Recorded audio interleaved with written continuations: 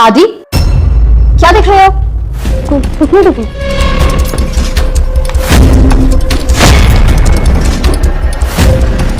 बदतमीज! सुनिए! क्या हुआ मैम? ये देखिए, क्या आपका बच्चा किताब में फोन रखकर क्या देख रहा था? ये तो आपकी तस्वीर है। जिस मर्जी की तस्वीर हो, बात यह कि इतने छोटे से बच्चे के पास फोन आया कहां से? इसके पास फोन होना ही नहीं चाहिए। देखिए मैम, इसमें तो फिर आपकी भी गलती हुई। फोन तो आजकल सबके पास होता है। अरे आपको सोचना चाहिए कि सोशल मीडिया पर कैसी तस्वीर डालनी और कैसी नहीं। किस बदतमीजी से बात कर रहे हैं आप मुझसे? अरे वो मेरी पर्सनल लाइफ है, मैं जो मर्जी करूं वहां पर। अरे जो मर्जी करो, इसका मतलब ये थोड़ी होता है कि यहाँ तो आप सती सावित्री बन के आ जाती हो, लेकिन सोशल मीडिया पर ऐसी ऐसी तस्वीरें डालती हो। तो ये सोच रहा हूँ कि मेरा बच्चा आपसे क्या सीखेगा। देखिए, कल को यहाँ आने की जरूरत नहीं है। अरे पर मेरी अरे पर कुछ नहीं है। मुझे मेरे बेटे के लिए एक अच्छा टीचर चाहिए जो एक अच्छा इंसान भी हो, समझिए आप। बेटा, तुम्हारे लिए ना कल से एक नई टीचर आएगी, ठीक है? चलिए जाइए जाइए ऐसे। सर आपने बुलाया? ये सब क्या है मिस्टर करण? सर ये तो ऐसे ही पोस्ट डालती थी बस। तो हम भी आपको ऐसी नौकरी से निकालते हैं। You may leave now.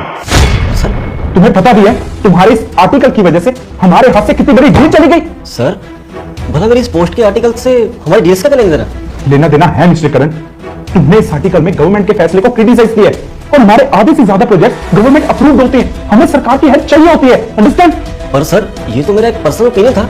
अपने पर्सनल ओपिनियन को अपने पास रखोगे ना तो तुम्हारे लिए अच्छा होगा। अरे ये सब चीजें सोशल मीडिया पे डालने वाली नहीं होती हैं, लेकिन तुमने ये किया तो अपनी ये जॉब भी खो दी। निकलो यहां से। जी sir, don't do this. No Karan, अब मैं इसमें तुम्हारी कोई मदद नहीं कर सकता हूं। तुम्हारी वजह से और तुम्हारे इस आर्टिकल की वजह से ना हमारी कंपनी की पहली बहुत बदनामी हो चुकी है और मैं ये सब सहन नहीं कर सकता हूं। अपना ये ना सो कॉल्ड ओपिनियन अपनी जेब में रखो और दफा हो जाए यहां से नाउ। देखिए मैम, उस दिन की गलती के लिए मैं शर्मिंदा हूँ, आपसे माफी मांगता हूँ। अब जो उस दिन मैंने आपको कहा, जो भी मैंने किया वो बहुत गलत था। आज जब मैंने अपने पर्सनल ओपिनियन की वजह से अपनी नौकरी खो दी, तब जाके मुझे एहसास हुआ कि जो मैंने आपके साथ किया था वो कितना गलत किया था। आई एम सॉरी मैम, मुझे माफ कर दीजिए।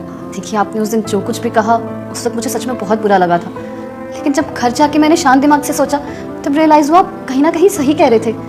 मैं एक टीचर हूँ और मेरी कुछ रिस्पॉन्सिबिलिटीज़ हैं और वो रिस्पॉन्सिबिलिटी सिर्फ क्लासरूम तक सीमित नहीं है बल्कि हर जगह है। लेकिन साथ ही मैं एक इंसान भी हूँ और मुझे पूरा हक है अपनी पर्सनल लाइफ जीने का। लेकिन मुझे ये भी ध्यान रखना चाहिए कि मैं अगर सोशल मीडिया पे कुछ भी डालूंगी तो उसका बच्चों पर डायरेक्ट असर पड़ेगा।